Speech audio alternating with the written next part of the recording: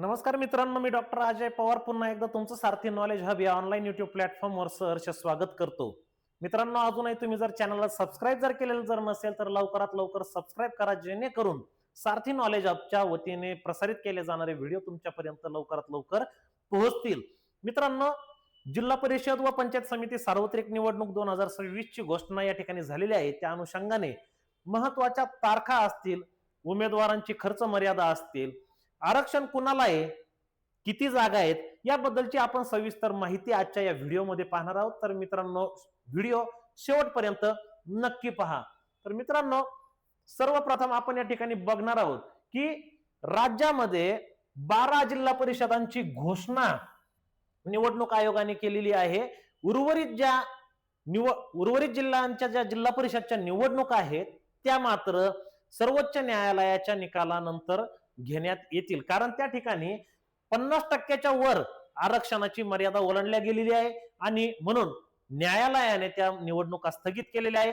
या 12 जिल्हा परिषदांमध्ये मात्र 50%च्या आत आरक्षण असल्यामुळे इथला निवडणुकांचा मार्ग मोकळा झाला आणि तशी घोषणा आता 12 जिल्हा परिषदांची केलेली आहे. तर मित्रांनो, यामध्ये जिल्हा परिषदांचं जर बघाल तर एकूण 731 जागा 12 जिल्हा परिषदांमधून या घेतल्या जाणार आहेत.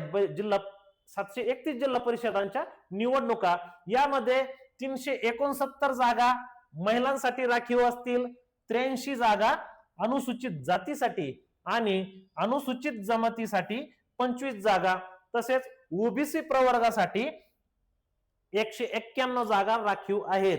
तर मित्रांनो, 12 जिल्हा परिषदांसोबत 12 जिल्ह्यातील 125 पंचायत समित्यांची देखील निवडणूक होणार आहे. तर या 125 पंचायत समित्यांमध्ये 1462 पंचायत समिती सदस्य निवडून दिल्या जाणार आहेत. त्यापैकी 731 महिला असतील, 166 जागा ज्या आहेत त्या अनुसूचित जाती आणि 38 जागा अनुसूचित जमातीसाठी राखीव आहे, म्हणजे एसटी साठी. तसेच ओबीसी प्रवर्गासाठी 342 जागा राखीव आहेत. यानंतर महत्वाच्या तारखा आपण या ठिकाणी बघणार आहोत. मित्रांनो, 16 तारखेपासून अर्ज भरण्याला सुरुवात होते. म्हणजे काय, तर 16 ते 21 जानेवारी पर्यंत तुम्ही अर्ज भरू शकता. 22 जानेवारीला तुमच्या अर्जाची छाननी होईल. 23 ते 27 जानेवारी पर्यंत तुम्हाला अर्ज माघार घेण्यासाठी मुभा देण्यात आलेली आहे. 23 जानेवारीला दुपारी, म्हणजेच काय, अर्ज माघारच्या दिवशीच दुपारी 3:30 नंतर अंतिम उमेदवारांची यादी आणि चिन्ह वाटप केल्या जाईल. 5 फेब्रुवारीला लोकशाहीचा महोत्सव म्हणजेच मतदान राहील आणि 7 फेब्रुवारीला मतमोजणी व निकाल घोषित केल्या जातील. तर मित्रांनो, ही जर निवडणूक जर लढवायची जर असेल तर त्यासाठी पात्रता काय हवी हे देखील आपण बघणार आहोत. तुम्ही वयाची 21 वर्ष कंप्लीट केलेले असावेत. वयाची 21 वर्ष पूर्ण असलेला उमेदवार असावा.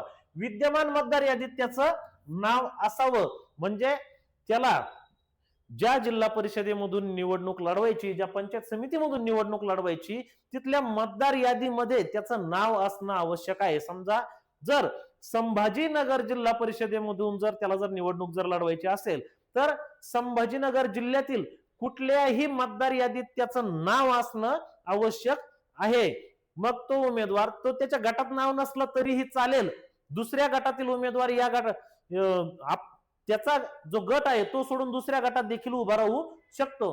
त्याचबरोबर पंचायत समितीसाठी सुद्धा ती अट लागू आहे. त्या तालुक्या अंतर्गत त्याचं मतदार यादीमध्ये कुठेही जर नाव जर असेल तर तो त्या तालुक्यातील कुठल्याही पंचायत समिती गणातून निवडणूक लढवू शकतो, पण त्याचं नाव असणं आवश्यक आहे. त्यानंतर जात व वैधता प्रमाणपत्र, म्हणजे तुमचं कास्ट सर्टिफिकेट आणि व्हॅलिडिटी तुमच्याकडे असणं आवश्यक आहे. व्हॅलिडिटी जरी नसेल तरी व्हॅलिडिटीसाठी जर तुम्ही जर अर्ज केलेला जर असेल तर त्याची पावती तुम्हाला तिथं जोडायची आहे. त्यानंतर 12 सप्टेंबर 2001 नंतर तुम्हाला तिसरं अपत्य नको, ही महत्वाची अट आहे. त्यानंतर तुमच्याकडे कर थकबाकी नसावी आणि तुम्ही गुन्हेगार नसावेत, ही या पदासाठीची पात्रता आहे.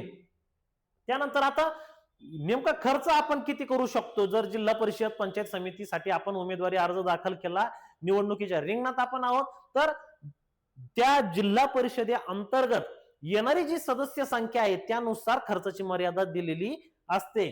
तर आपण 71 ते 75 जर सदस्य त्या जिल्हा परिषदला जर असतील तर जिल्हा परिषदचा उमेदवार 9 लाख खर्च करू शकतो आणि पंचायत समितीचा उमेदवार 6 लाख खर्च करू शकतो.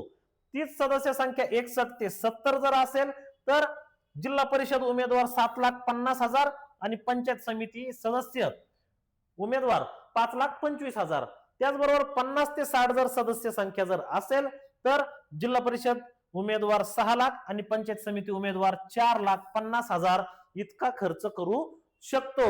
तर यानुसार आपला जिल्हा परिषद गट आपला जो जिल्हा परिषद आहे ती कोणत्या गटात मोडते, किती सदस्य आहेत ही माहिती करून आपण तेवढ्या खर्च मर्यादेत खर्च करायला हवा. तो खर्च आपल्याला दाखल देखील करावा लागतो, नाही केला तर आपल्यावर आपलं जे आहे ते पद देखील रद्द होऊ शकतं. त्यानंतर आता थोडक्यात आपण छत्रपती संभाजीनगर बद्दल बघूया. छत्रपती संभाजीनगर मध्ये 63 गट आहे, 126 गण. एका जिल्हा परिषद गटामध्ये 2 पंचायत समिती गण असतात.